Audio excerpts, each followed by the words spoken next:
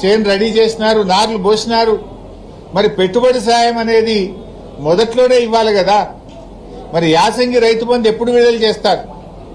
ఇంకొక వైపు వ్యవసాయ మంత్రి ఏమో చిన్న చిన్నగా లీకులు ఇస్తున్నాడు. ఏమని? మేము యాసంగి రైతు బంధు సాగు చేసిన వాళ్ళకే ఇస్తాం, మిగతా వాళ్ళకి ఎగబెడతామంటున్నాడు. అంటే ఇప్పుడు ఓట్ల అయ్యేదాకా ఆగినరా? యాసంగిలో ఎవరికి ఇస్తారు, ఎవరికి ఇవ్వరు? ఈ రాష్ట్రంలో 50-60 లక్షల ఎకరాల్లో పత్తి సాగు చేసే రైతులు ఉంటారు. వాళ్ళు ఒక పంటనే చేస్తారు, పత్తి 6-7 నెలల పంట.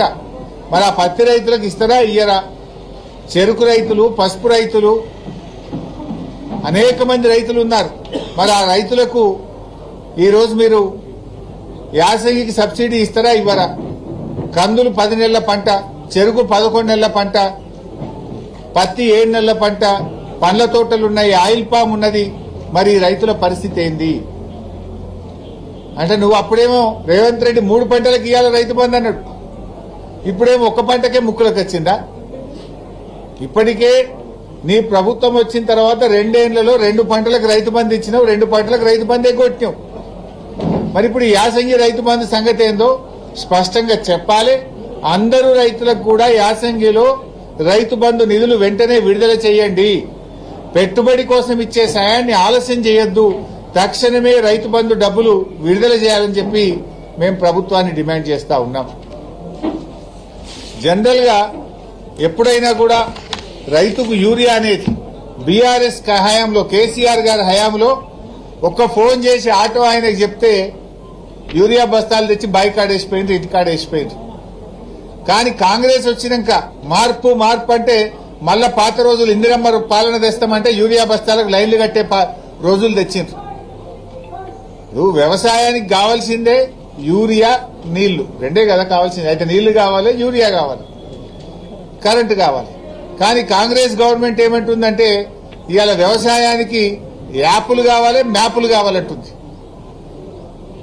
వ్యవసాయానికి కావాల్సింది నీళ్లు, యూరియా. కానీ కాంగ్రెస్ ఏమంటుంది? యాప్లు, మ్యాపులు కావాలంటుంది. ఇది ఎట్లుందంటే ఆడలేక ఓడే మధ్యలో అన్నట్టు యూరియా సరఫరా చేయడం చేతగాక ఈ ప్రభుత్వం దొంగ నాటకాలు ఆడుతా ఉంది. మళ్లీ ఇప్పుడు మ్యాపులు, యాప్ల పేరిట రైతుల ఉసురు పోసుకుంటా ఉన్నారు. ఇది ఒక అనాలోచితమైన చర్య, ఒక తుగ్లక్ చర్య. తక్షణమే దీనిని విరమించుకోవాలని చెప్పి బీఆర్ఎస్ పార్టీ పక్షాన, రైతుల పక్షాన డిమాండ్ చేస్తా ఉన్నాం.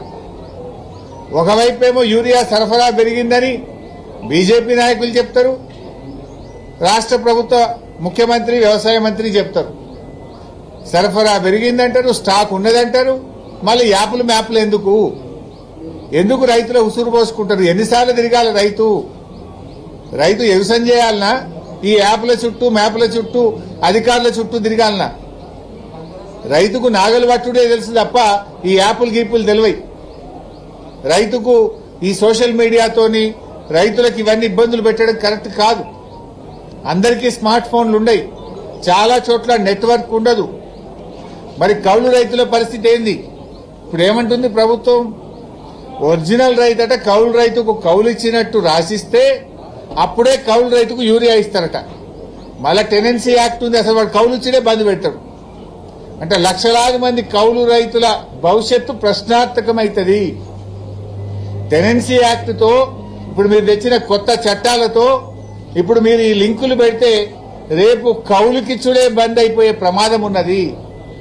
ఆనాడేమో పెద్ద పెద్ద మాటలు మాట్లాడినరు. ఏ కౌలు రైతుకు కూడా మేము రైతు బంధు ఇస్తాం, కౌలు రైతులకు పంట నష్టపరిహారం ఇస్తాం, రైతుకి ఇస్తాం, కౌలు రైతుకి ఇస్తామన్నారు. గెలువంగానే మాకు సంబంధం లేదు, రైతు కౌలు రైతు చూసుకోవాలన్నారు. ఇప్పుడు మీరు చేసే తుగ్లక్ పనుల వల్ల ఈ యాప్ల పేరిట, యూరియా బస్తాల పేరిట అసలు కౌలు రైతులకు మొదటికే మోసం చేస్తున్నది కాంగ్రెస్ ప్రభుత్వం. రేపు రైతులే కౌలుకు ఇవ్వని పరిస్థితి ఏర్పడుతుంది. రైతులకు, కౌలు రైతులకు మధ్య పంచాయతీ పెడుతుంది ఇలా కాంగ్రెస్ ప్రభుత్వం. ఈ యూరియా కోసం ఎన్నిసార్లు తిరగాలి? బాయికాడ బర్రెని దుడ్డని చూసుకోవాలన్నా, వ్యవసాయం చూసుకోవాలన్నా, మీ ఆఫీసర్ల చుట్టూ తిరగాలన్నా?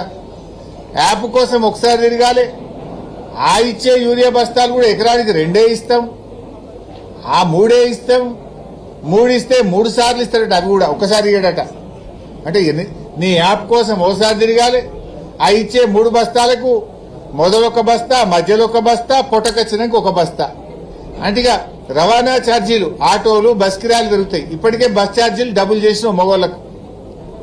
బస్ ఛార్జీలు రేవంత్ రెడ్డి వచ్చిన 2 సంవత్సరాల్లో 2 అంతలైనాయి బస్ ఛార్జీలు.